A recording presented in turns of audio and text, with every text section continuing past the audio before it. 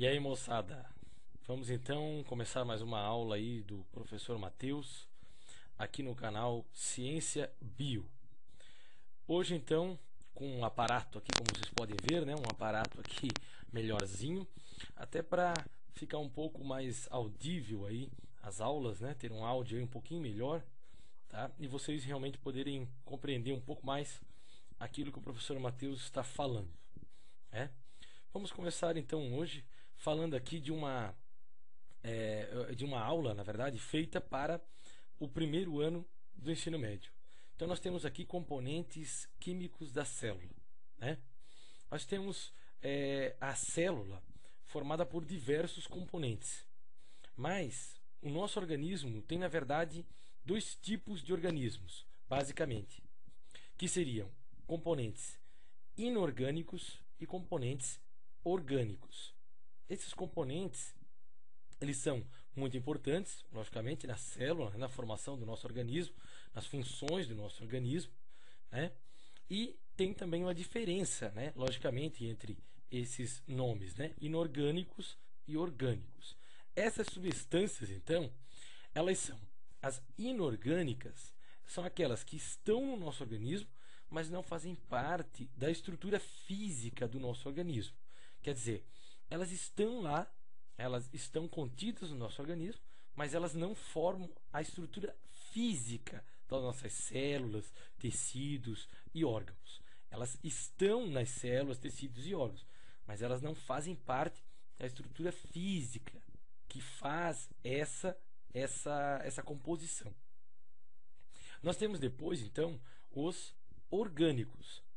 As substâncias orgânicas é que formam realmente o nosso organismo.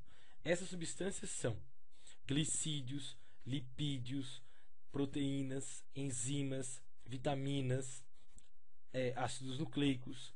Essas são substâncias orgânicas. E as inorgânicas são água e sais minerais. Somente água e sais minerais que são as substâncias inorgânicas. Vejamos o próximo slide. Aqui nós temos uma tabela que mostra a porcentagem de água que a gente pode encontrar então em nossas células, não só nas nossas células, mas também, como vocês podem ver aqui embaixo, ó, estamos considerando diferentes organismos, ou seja, isso não vale só para o ser humano, né? Vale para alguns outros organismos aí existentes na Terra. Mas aqui são porcentagens mais aproximadas para o ser humano. Então nós temos aqui a água, né, a quantidade de água nas nossas células, fica em torno aí de 65%. Isso, claro, de uma pessoa adulta. Tá? Se nós falarmos aí em um bebê, um recém-nascido, né, nós vamos ter aí mais de 90% do corpo desse recém-nascido, né, desse bebê, formado, ou melhor, contido por água. Né? Logo depois nós temos aqui então as proteínas, que vão aí em torno aí de 15%. Depois os lipídios, né, que são as gorduras, em torno aí de 8%. Os carboidratos, também por volta dos 6%. Os sais minerais, em torno de 5%. E os outros compostos, que vão aí em torno de 1%. Bom, vimos então naquela tabela que a água e os sais minerais estão aí em uma maior porcentagem, né, dentro do nosso organismo, até do que os outros compostos chamados orgânicos. Então vamos ver aqui, ó. Componentes inorgânicos são quais? Esses que nós já falamos: água e sais minerais. Ou seja, a água é o quê? A água são dois átomos de hidrogênio com um átomo de oxigênio. Esses caras formam a água. Esses três caras juntos formam a água. Aqui nós temos um sal, né? O cloro e o sódio. O cloro mais o sódio formam essa estrutura aqui, que é o cloreto de sódio, o famoso sal de cozinha, né? Aquele que a gente utiliza aí no nosso dia a dia em casa, né? Aqui falando um pouco mais sobre a água, né? Essa incrível substância inorgânica que nós necessitamos tanto, né? Nós, quando eu digo nós, todos os organismos vivos necessitam de água, com exceção aí de algumas bactérias, alguns organismos que podem viver aí com uma porcentagem muito pequena de água ou realmente sem nenhuma dela, né? Aqui nós temos então é, animais, inclusive, que podem chegar aí uma porcentagem, olha, de 98%. Aqui no caso nós temos a medusa, né? Que é aí da família das águas-vivas, né? Que também podem chegar a ultrapassar um pouco esses 98% aí de porcentagem de água no organismo.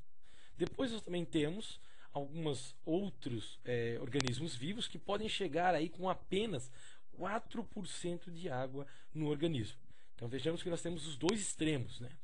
Tanto aqueles seres vivos que precisam de muita água no seu organismo, né? Mais de 90%, e ainda aqueles organismos que precisam de pouquíssima água, praticamente nada, né, no seu organismo, dentro do seu organismo, para ter as funções básicas do seu organismo funcionando. Bom, aqui nós temos a distribuição de água no nosso organismo. Então vocês estão vendo aqui, né, nós temos uma porcentagem de água muito grande dentro dos pulmões, dentro do fígado, né, nos nossos rins e, por incrível que pareça, em menor porcentagem até no nosso sangue, né? Talvez você pensasse que no sangue, né, nós tivéssemos aí uma grande porcentagem de água. Temos realmente, mas não tão grande quanto nesses órgãos aqui, né, nos rins, nos pulmões e no fígado. Então aqui no próximo slide, ainda mostrando a estrutura atômica, né, da molécula de água, né, o hidrogênio, o oxigênio, aqui as nossas cargas, né, os prótons e elétrons, que são também muito importantes na questão das propriedades da água, né? E a água, ela assume, aqui nesse slide, se você perceber, ela assume propriedades muito importantes. E aqui talvez seja a maior função da água no nosso organismo, que é como um solvente. A água é um solvente universal, ou seja, ela realmente dissolve muitas substâncias dentro do nosso organismo. E essa função é muito importante para que a gente possa realmente dissolver principalmente sais minerais, né? Dissolver também algumas vitaminas, que são hidrossolúveis, né? E também gorduras, que são hidrossolúveis. Aqui nós temos ainda a parte da síntese, né, da água. E agora chegamos então nos sais minerais. Esses também chamados de substâncias inorgânicas, né, que são também muito importantes no nosso organismo. Vejamos agora nessa tabela aqui a importância de cada um e aonde eles podem ser encontrados. Então vejamos aqui, ó, o sal mineral chamado cálcio. O cálcio é uma substância realmente importantíssima. Por quê? Porque ela está relacionada à formação de ossos, dentes, né? Ela atua no funcionamento dos nossos músculos, nervos e principalmente também na coagulação do sangue. Ajuda no processo aí de coagulação do sangue. E ela pode ser encontrada então principalmente em laticínios, hortaliças, folhas verdes, como por exemplo brócolis, espinafre, alface e vários outros vegetais verdes, né? Principalmente verdes. O cálcio é um metal e é um metal muito abundante, né? Principalmente nesses alimentos aqui, que devem ser consumidos em uma quantidade razoável. Nós temos aqui então o próximo, né? Que é o fósforo. O fósforo também está relacionado, perceba você, né, à formação de ossos e dentes. Ele também está ligado à transferência de energia da molécula dos ácidos nucleicos, ou seja, ele está relacionado aí ao DNA e o RNA, a formação dessas proteínas, né, desses ácidos nucleicos. E ele é encontrado então aqui, ó, em carnes, né, de aves, peixes. Aí tem os derivados, né? Ovos, laticínios, aí também tem as leguminosas, né? Como o feijão, a ervilha. Então o fósforo, ele é uma substância também importante para ossos e dentes, como no caso o cálcio aqui que a gente já havia visto. Aqui abaixo nós temos dois minerais muito importantes, que é o potássio e o sódio. O potássio e o sódio, eles agem junto na entrada de substâncias na célula. Eles que controlam a entrada e saída de substâncias dentro da célula. Eles abrem e fecham a porta da célula para que as substâncias possam entrar e sair, né? Causando aí o que a gente chama de um equilíbrio. Ó. Ajuda no equilíbrio dos líquidos do corpo, ó, todos os dois.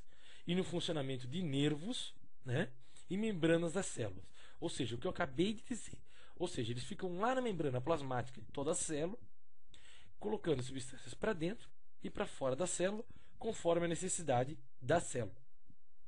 Vejam aqui, o potássio.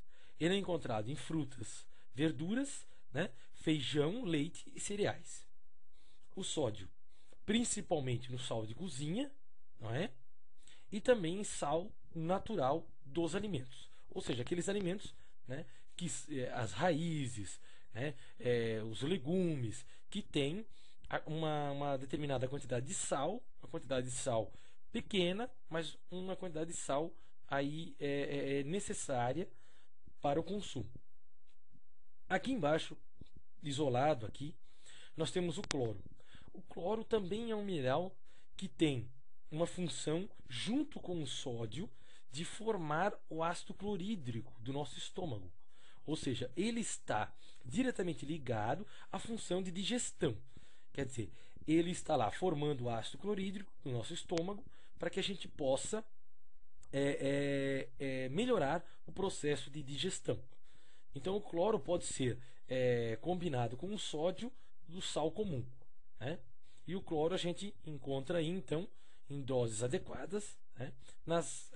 Na água que a gente utiliza, né? A água, por exemplo, nossa aqui na nossa região, da Casan, né? Que faz esse tratamento da água, que já coloca uma quantidade correta de cloro. Bom, aqui na outra tabelinha, na mesma tabela, né? Mas a outra parte, nós temos aqui o magnésio. O magnésio é um metal importantíssimo na questão com enzimas e vitaminas. Ou seja, ele ajuda também na formação de ossos, nervos e músculos.